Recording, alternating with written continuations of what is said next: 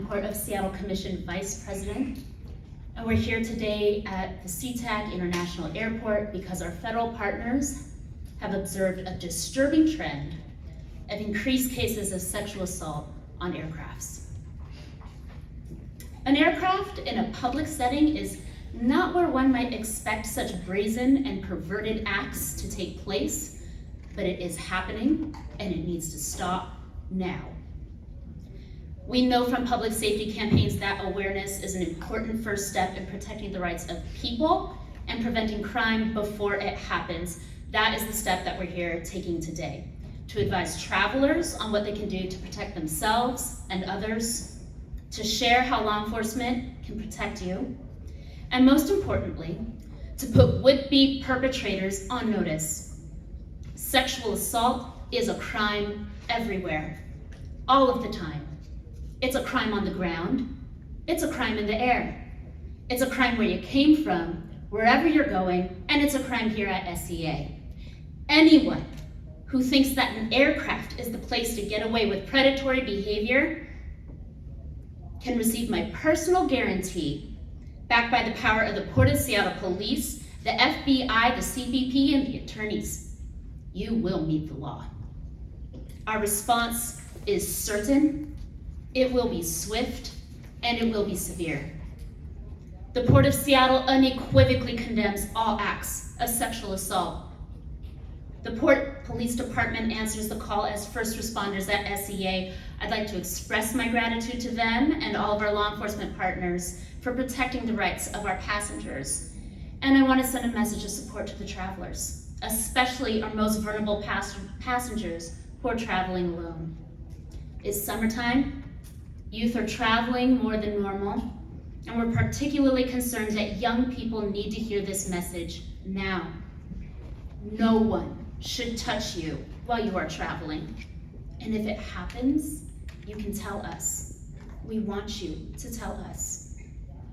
I want to commend every person who has come forward to report an incident so far.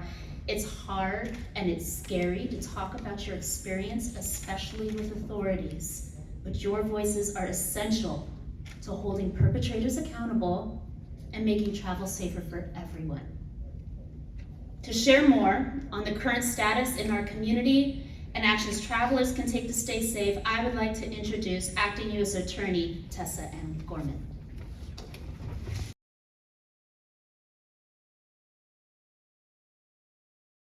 Stated, we've seen a very disturbing uptick in sexual assaults on airplanes. And unfortunately, this is not unique to Seattle, as you'll hear from the FBI Special Agent in charge. This is a trend we've seen over many years. We in our office at the U.S. Attorney's Office currently have 4 criminal cases charged. And the perpetrators of these crimes take advantage of the unique circumstances of airline travel, circumstances that make many of us uncomfortable, very close quarters, captive. And then too often, they prey on young people who may not know how to report or are too afraid to report. I want to make this abundantly clear. Sexual assault on airplanes is a federal crime. The FBI, along with our partners, including the Port of Seattle, will investigate these crimes. And I want to make this also clear. The United States Attorney's Office in the Western District of Washington will and can prosecute these crimes. We will support our victims and survivors, and we'll take these cases. And wherever the sexual assault occurs, if you land in SeaTac, it can and will be charged in this district. This office has done this work in the past. It's not new to us. And our office took one of these cases, United States versus Reservoir, to trial in 2020, and we have some exhibits from that trial here today. Mr. Reservoir assaulted a 20-year-old young woman on her international flight to Seattle. And I want to describe a few of the features of that case that helps us do these cases. And first and foremost, I want to commend, of course, the survivor, who not only courageously reported, but took action immediately. She also took notes on her cell phone, even though she was having a hard time staying awake because of prescribed medications. Another thing I want to mention is all the bystanders who supported and helped in the case, and they became witnesses at trial, and you'll see how they were seated near the survivor of this attack.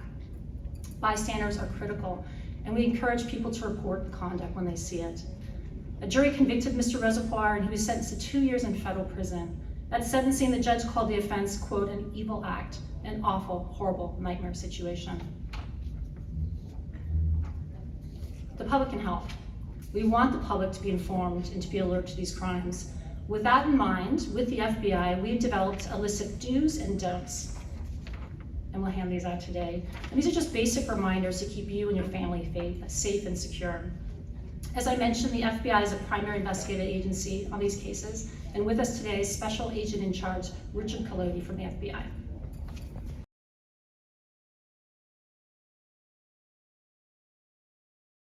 It's good to be here with our partners from the Port of Seattle, the Port of Seattle Police Department, the U.S. Attorney's Office, and Customs and Border Protection.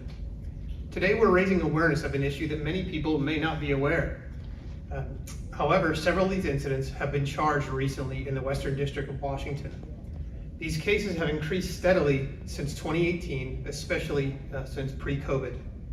Sexual misconduct aboard aircraft is a federal crime investigated by the FBI. The FBI's jurisdiction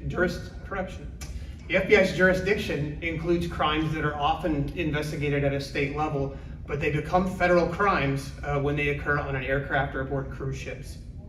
When comparing 2019 to 2021, we've seen a 25% increase in investigations, even as the rate of passengers have not returned to a pre-pandemic level.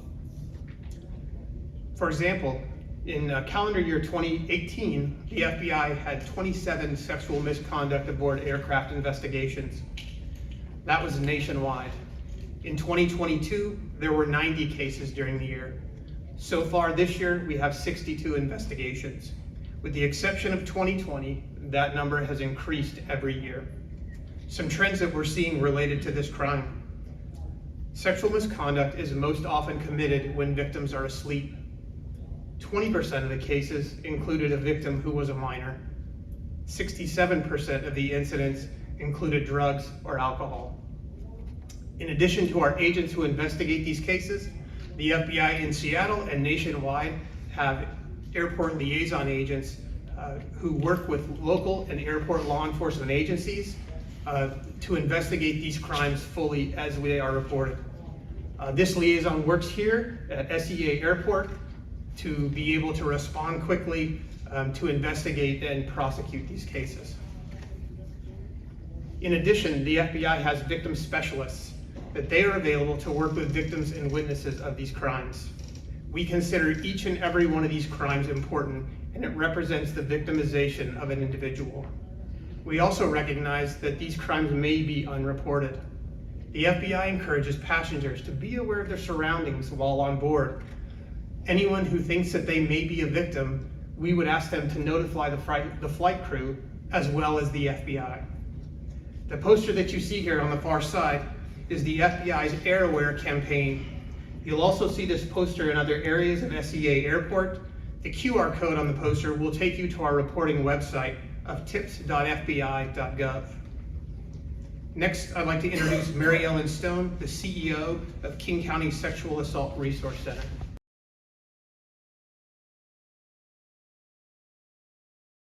Stone, and it's great to be here. I want to start off by saying I am heartened by the clear messages coming from Commissioner Hasegawa, in particular saying victims are not responsible for what happened to them. We want to make sure that people understand that it is not the victim's fault.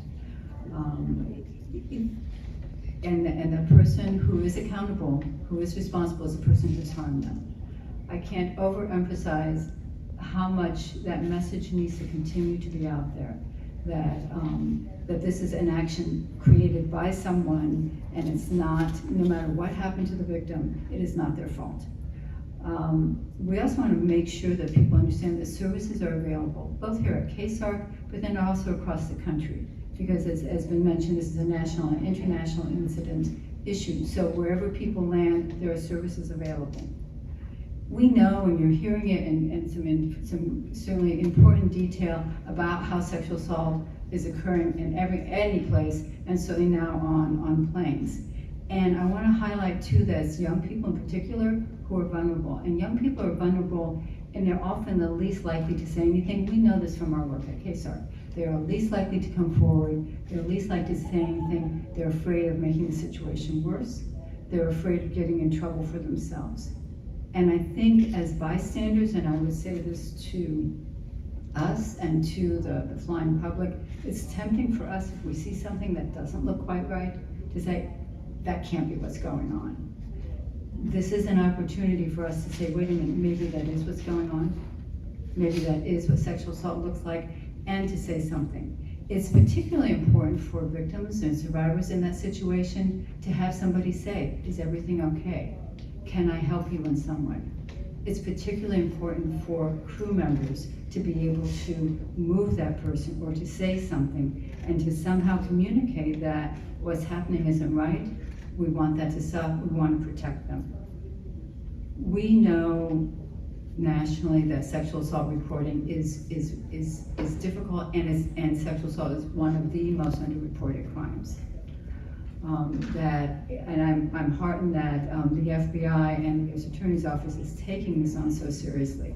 It is still remains a very difficult crime to report, and that bystanders, people who are fellow passengers who are on the plane, really hold an important place, both to support the victim and to also say to the person who's doing this, this is not acceptable, that behavior needs to stop. And we further encourage people who are on the plane who may see something to give their information to the flight crew, because that can be helpful in this process as well. Awareness is critical. We are very pleased to be a part of this effort, and want to commend everybody for taking this as seriously as they are. Thank you.